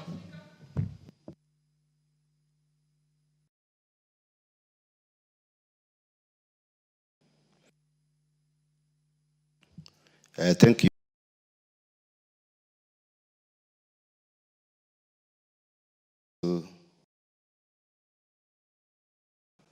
Also join my colleagues. The public debt has been a problem in this country for a long time. And I believe we need to itemize these debts. When it is brought to the House for discussion, we need to know what debts we are paying. Otherwise, we could be paying air for the longest period in this country. Every year, these debts increase. It's about over 9-10 trillion, the public debt. When the CS was here last time, he promised that he has constituted a committee that is going to deal with the kind of debts that he inherited in his docket. We are keeping our fingers crossed that he is going to live by his words, that these 60 days that always appear to come out from all the CSs that we have had will be a thing of the past. As a House, just as Dr. Makalu has said, we need to be given enough time as members of this House. We must not be hurriedly given documents that we need to have looked at for the last 1 month. And this Article 223 that we always come to regularize, after the expenditure, it is high time that this House puts some measures that these expenditures can only occur when they have been approved and not regularized after the usage. And that is where we are now. Otherwise, I support. Professor South.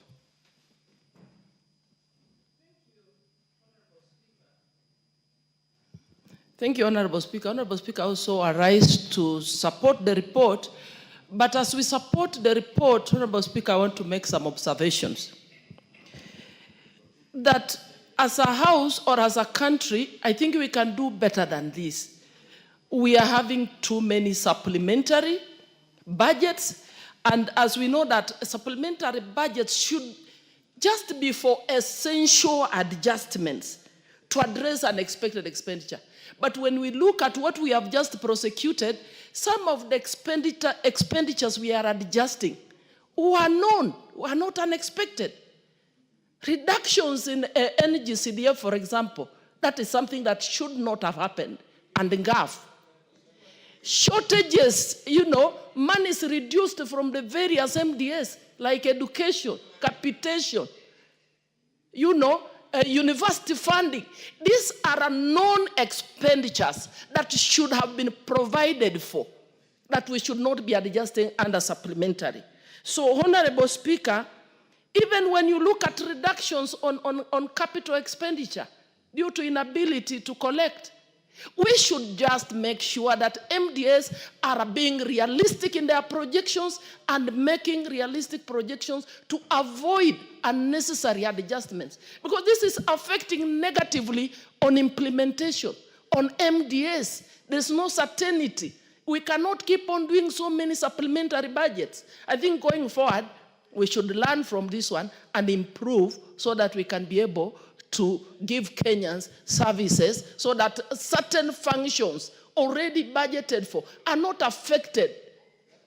Case in point, Honorable Speaker, we know that many constituencies across the country did not even get their electricity allocations because of the various adjustments in the last financial year.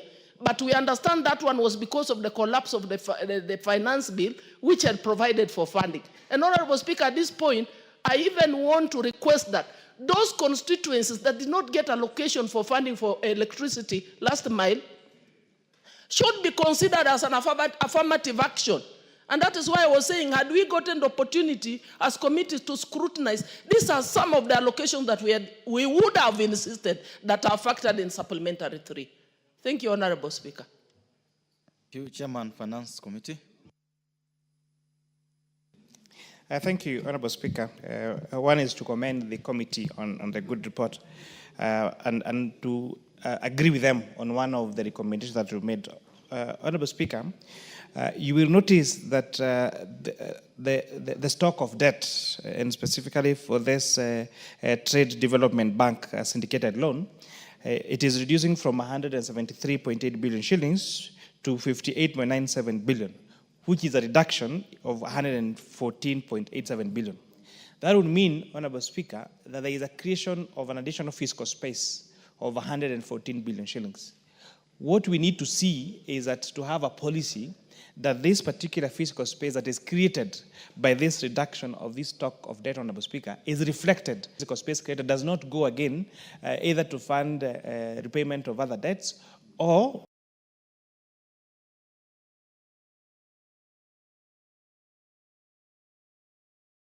that the committee should really make sure that Treasury now comes up with a policy to make sure that each fiscal space created, like this now created in this particular report of 114 billion shillings, is reflected on the development side, Honorable Speaker. Secondly, on the matter that we were discussing here on the budget and on NGCDF, Honorable Speaker, I have noticed that the last two budgets, both Supplementary 2 and Supplementary 3, have deliberately not provided resources for NGCDF allocation. And therefore, the owners have been left on this house now to try to get, to fill that gap. In this Supplementary 3, it was 12 billion shillings. In Supplementary 2, it was, I think, 24 billion shillings.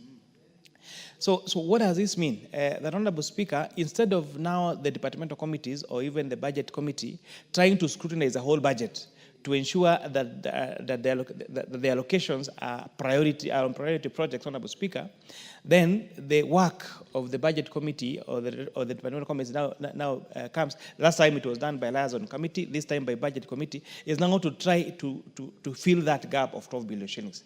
And now the risk is that now we fail to apply our minds on oversighting the rest of the budget. So I think we need to stand a very good communication and ensure that by the time these estimates are tabled in the House, funds that are ring-fenced either through the Constitution or through an Act of Parliament are sufficiently provided for, so that it is not now the work of the budget committee to try and find whether resources to loop that hole. Because again, we seem now to now only concentrate on that particular area at the expense of really oversighting and making sure that the budget is actually really appropriated according to priority areas of this country, Honorable Speaker, and fairly and transparently. With that, I beg to accept with the report and support. Thank you, Honorable Speaker. Thank you. There being no further interest on this matter, I would like to request the mover to reply. Just the mover, 1 minute. Don't want to indicate. I'd said if you wanted to work on this, you put intervention. You didn't put it. Don't want to you got 3 minutes. Have a say on this. Thank you, Mr. Speaker. You know, I see the report from the committee is they are urging this out to consider, or the government to consider, having a national liability management policy. I think this is very key because the national liability management policy will address the usage, the costs, the sustainability of the debts that we have. But more so, it's very important that that policy is going to address up to the limit at which these debts are going to be borrowed at. Mr. Speaker, the problem that we're having now is because of lack of this policy that sets the guidelines. I remember when we passed the tax policy in this country, things started shaping up in terms of how the tax management will be handled in this country. Mr. Speaker, in lieu, or in the absence of national liability management policy, it sets the government or gives the treasury the leeway to do whatever they feel like in the debt management activities.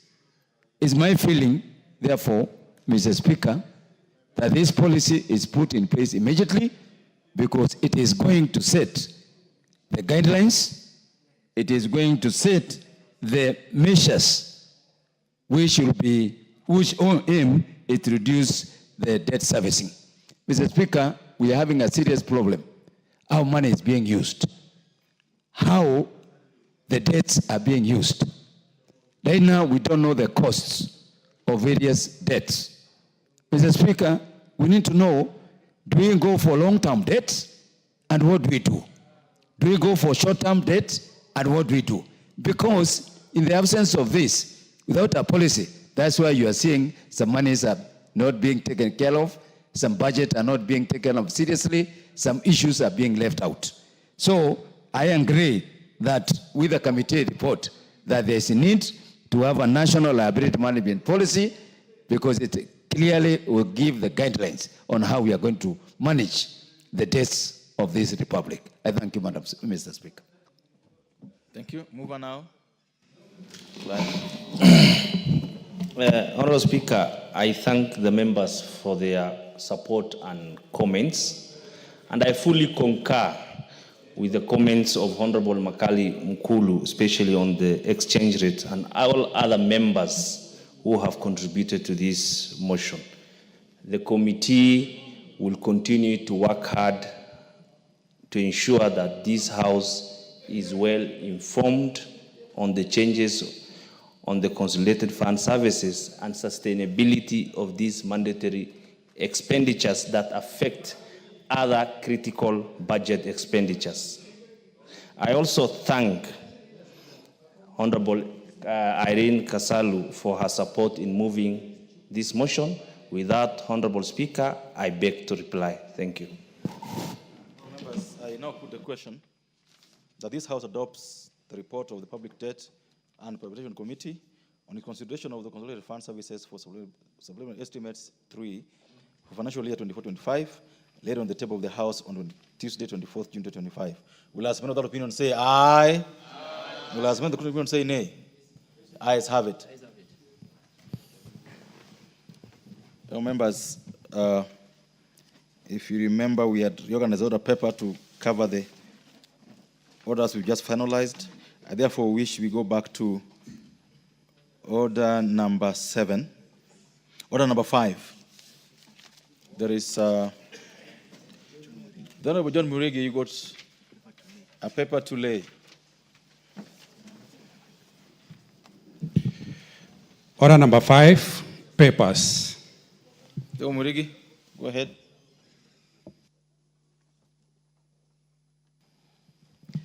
Thank you, Speaker. Honorable Speaker, I beg to lay the following papers on the table of the House today, Wednesday, 25 June 2025. A report of the CPA Kenya delegation to the 67th Commonwealth Parliamentary Conference held in Sydney, Australia, from 3rd to 8th November 2024. Thank you. Thank you. Accordingly, laid. Proceed to lay. Next order. Order number 7, questions and statements. Members, we... The Honorable Kajwang, you have got a question. The Honorable Wundo, you're the first question on the order paper. Statement. Thank you, Honorable Speaker. And this is a very important matter that touches all of us who are seated here and who are not even here and who represent the people of Kenya, the constituencies. Request for statement regarding the categorization of public secondary schools. Honorable Speaker, pursuant to the provision of Standing Order 442C, I rise to request for statement from the chairperson of the Departmental Committee on Education regarding the recent categorization of public secondary schools. Honorable Speaker, the Ministry of Education has recently issued guidelines on the categorization of secondary schools in preparation for the transitioning of grade 9 pupils to grade 10 in 2026. Although these guidelines are yet to be officially published on the Ministry website, a document containing the categorization of public secondary schools into classes of C1, C2, C3, C4, and C5 is already circulating on the various online platforms and social media. Strikingly, only 2 schools in the entire Busia County have been classified in as Cluster 1 national schools, which are Butula Boys High School and Kolanya Girls High School. Notably, no school in Funyula constituency has been elevated to national school status, despite the elevation of several schools within the county and across the country. Among those elevated in Busia County are Nambale Boys High School and St. Stephen's Luanya Girls High School.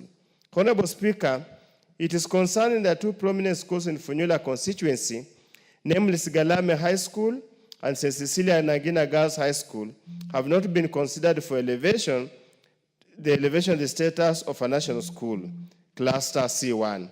Sigalame High School, founded in 1965, currently has an enrollment of 1,062 learners and has in the past 3 years maintained an average mean score of 6.9. St. Cecilia Nagina Girls High School, founded in 1966, has a student population of 1,419 and has also in the past 3 years maintained an average mean score of 6.8 in KCSE. In addition, Sigalame High School and Cecilia Nagina Girls have recorded mean score of 7.26 and 7.031, respectively in 2024 KCSE, ranking 5th and 7th in Busia County. Honorable Speaker, it's against this background that I request for a statement from the chairperson, the Departmental Committee on Education on the following. 1, a report on the criteria that was used by the Ministry of Education to categorize public secondary schools in cluster C1, C2, C3, C4, and C5. 2, clarification whether the Ministry of Education may consider elevating Sigalame High School and Cecilia Nagina Girls High School to cluster C1, taking into account their long-standing history and consistent improvement in academic performance. And number 3, an indication as to whether the ministry may consider elevating other schools in Busia County to cluster 3, such as Samia Girls Secondary School, Nyakwaka Girls Secondary School, St. Peter's Busibi Girls Secondary School, and St. Aquinas Nandrema Boys Secondary School, given their role in providing boarding facility for vulnerable girls and a safe environment for boys facing social and family challenges. I thank you, Honorable Speaker. I can't see any member of... the Honorable Rero, you're from Education Committee. How long will this take then to be processed through the committee? The Honorable Gisario. Chair, 1 week after we resume from recess, we should be able to have an answer to that. Okay, this should be in 2 weeks? Or 3? Okay, 1 week after recess. So that should put us, I'm trying to get the calendar. That should put us when? 29th of July? Okay, so this should be responded on 29th July. And you are free to appear before the committee and have this processed before it's brought back to the House. Honorable Speaker, that's a very good ruling, and I wish you could come much earlier. No, we already made a decision. Yeah, considering. So just put the perspective, so he can understand the essence, the urgency of the matter. Currently, the grade 9. No order. Order, Honorable Wundo. Sit down. You had a chance to do a statement and allowed you without any single interruption. So we've made an order that the response to your statement will be brought back here on the 29th. Meanwhile, you are free to appear before the committee to converse this and any other matter you want to converse on the floor, because even if you give more information now, it won't help the House. So appear before the House, the committee concerned, but at any rate, the report will be brought back to us on the 29th of July. And this report, honorable member, must cover the whole country, not just Busia only. Thank you. The next one is the Honorable Irene Kasalu. Doctor.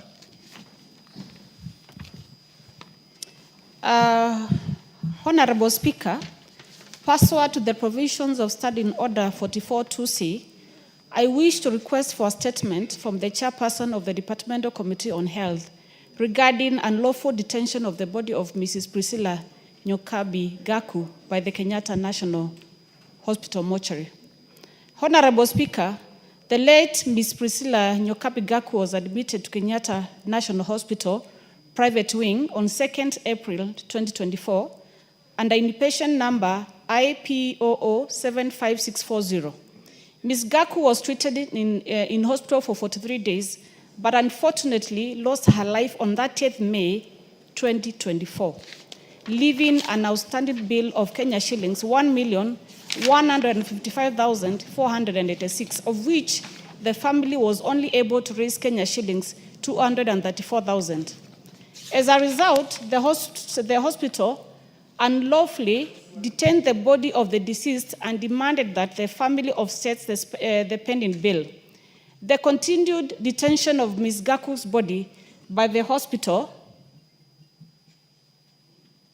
has subjected the family of the deceased to inhumane torture. Honorable Speaker, it is against this background that I request for a statement from the chairperson of the Departmental Committee on Health on the following. Number one, reasons for the detention of the body of the late Mrs. Priscilla Nyokabi Gaku by the Kenyatta National Hospital from the 30th May 2024 to date. Number two, steps being taken to ensure that the family of the deceased is able to collect and bury their loved one without any further delay. And number three, measures being taken to curb detention of patients and bodies by hospitals due to pending bills, which continue to accumulate during the period of such detention. I thank you, Honorable Speaker. Thank you, the Honorable Chair, Health.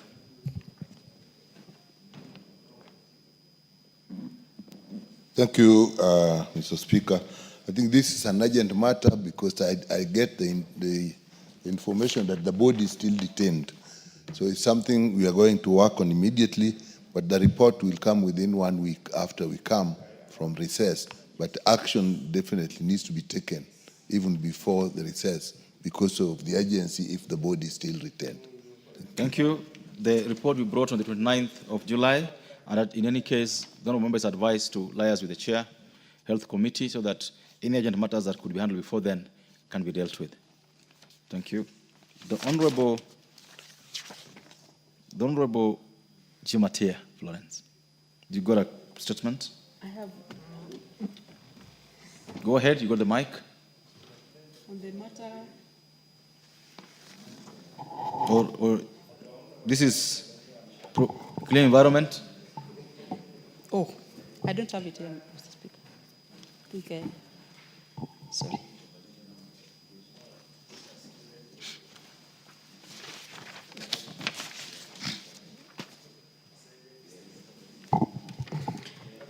Mr. Speaker, pursuant to the provision of Standing Orders 44-2C, I wish to request for a statement from the chairperson of the Select Committee on implementation regarding the status of implementation of resolution of National Assembly regarding initiative to promote clean environment. Honorable Speaker, by a resolution passed on Thursday, 21st April 2016,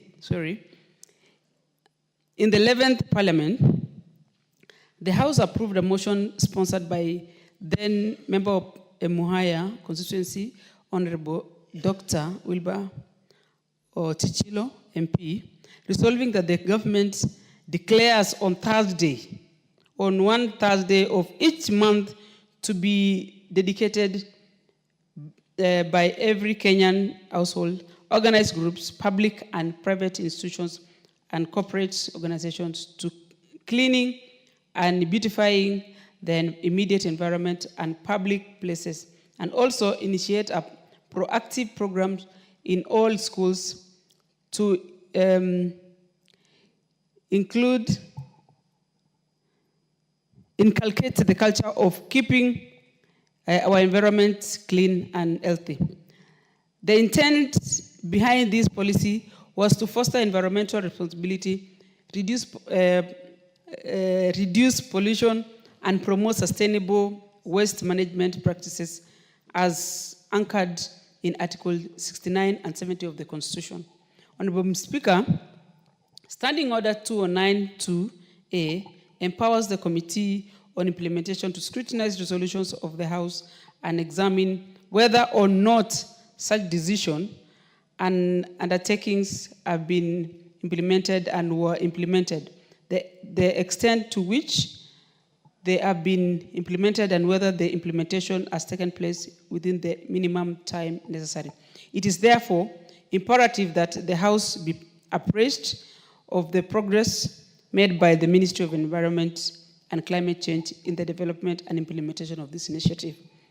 Honorable Speaker, it is against this background that I seek a statement from the chairperson of the Select Committee of Implementation to provide a comprehensive report on the progress made in implementing the initiative to promote clean environment as passed by the National Assembly on Thursday, 21st April 2016. Thank you, Honorable Speaker.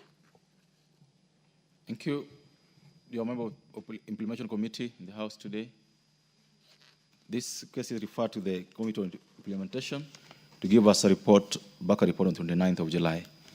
We come back from recess. Next order.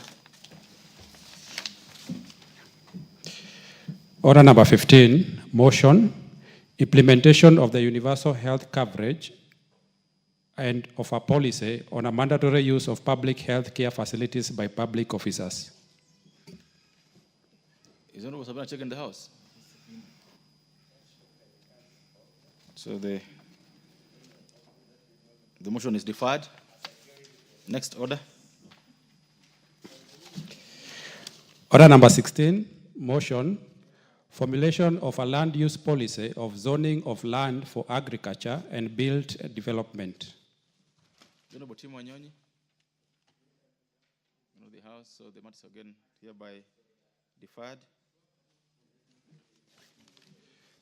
Order number 17, motion, formulation of a reward scheme for accomplishments by sports persons in international competitions. Honorable Charles Ngosia. The motion is accordingly deferred for non-attendance of the sponsor. Next order. Order number 18, motion, allocation of HELB funds to support students enrolled at the Kenya Medical Training College. Honorable Shuri. It's quite unusual because the same thing happened last week on Wednesday, where members have their motions listed in the order paper, and they don't appear to prosecute the same. And when the majority side decides to try to get that time to use, a lot of complaints arise. So I've advised the Speaker that the motions for last week and this week be dropped permanently from the order paper. This motion 18 is also accordingly dropped for non-attendance of the sponsor. Next order. Order number 19, the Parliamentary Powers and Privileges Amendment Bill, Senate Bill number 37 of 2023, second reading. I thought I saw Honorable Jack Omboka today in the House. So that bill is also deferred up to the next time it's in the order paper. Order number 20, the Breastfeeding Mothers Bill, National Assembly Bill number 8 of 2024, second reading. Yeah, this will also be deferred, and this is the second time we'll be deferring it for non-apparent attendance of the sponsor. The House should note the same. Next order. Order number 21, the County Government's Amendment Bill, Senate Bill number 25 of 2023, second reading. So members, this bill was also referred last week for further consultations. And it will be dropped, and the Speaker and the House Business will deal with it accordingly. Next order. Order number 22, the Salaries and Remuneration Commission Amendment Bill, National Assembly Bill number 21 of 2024, second reading. I can't see the Honorable Dean Barasa in the House, and the bill is also hereby deferred for non-attendance of the sponsor of the same.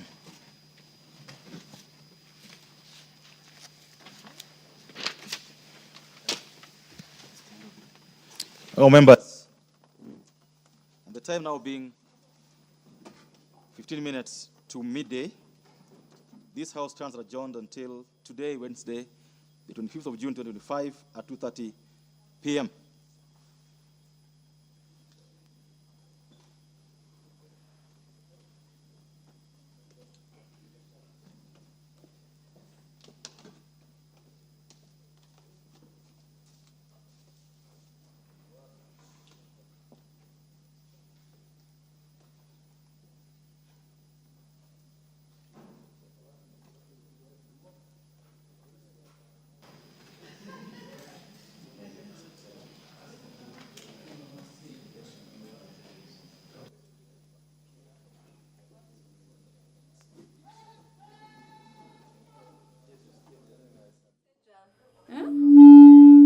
Kwani angali. Sasa, nyinyi ndio mtanipeleka kwenda lunch. Wapi? Huko, canteen ya members.